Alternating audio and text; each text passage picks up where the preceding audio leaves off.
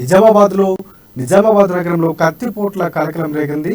పట్టపగలు ఓ యువకుడిని కత్తితో పొడిచిన సంఘటన స్థానికులను భయాందోళనకు గురిచేసింది. నగరంలోని 3వ టౌన్ పరిధిలోని హమాల్వాడి చౌరస్తాలోని ఓ కాన్వెంట్ స్కూల్ చౌరస్తాలో నిలబడి ఉన్న మానే శివకుమార్ని బైక్ పై వచ్చిన ఆగంతకుడు కత్తితో పొడిచి పరారయ్యారు.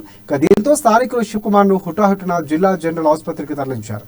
మానే శివకుమార్ జనవరి 1న బోధనపట్టణ శివారులోని నర్సాపూర్ వద్ద జరిగిన రౌడీ షీటర్ చాట్ల శివ హత్య కేసులో నిందితుడిగా ఉన్నారు. వారం రోజుల క్రితం బెయిల్పై వచ్చిన శివకుమార్ పై హత్యాయత్నం జరగడం ఇప్పుడు చర్చనీయాంశంగా మారింది.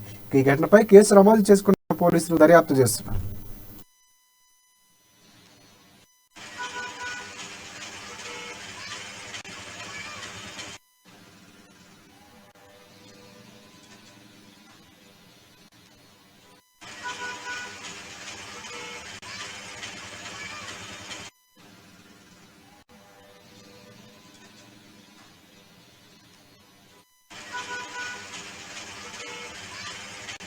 నా పేరు మానే శివకుమార్ సార్. పెయింటింగ్ వర్క్ చేసి ఇంటికి వెళ్తామని అక్కడ కోరుతారు కదా, కోరుకోపోయిన అయితే బైక్ పైన వచ్చి కట్ చేసుకుని పొడిచేసి పాలు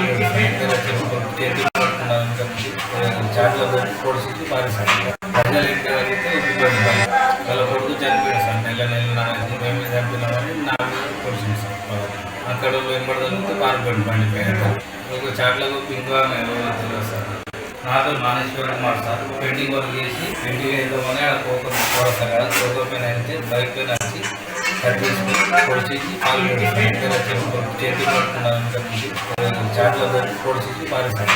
ప్రజలు ఏంటి కలిగితే ఇబ్బంది వాళ్ళ కొడుకు చనిపోయాడు సార్.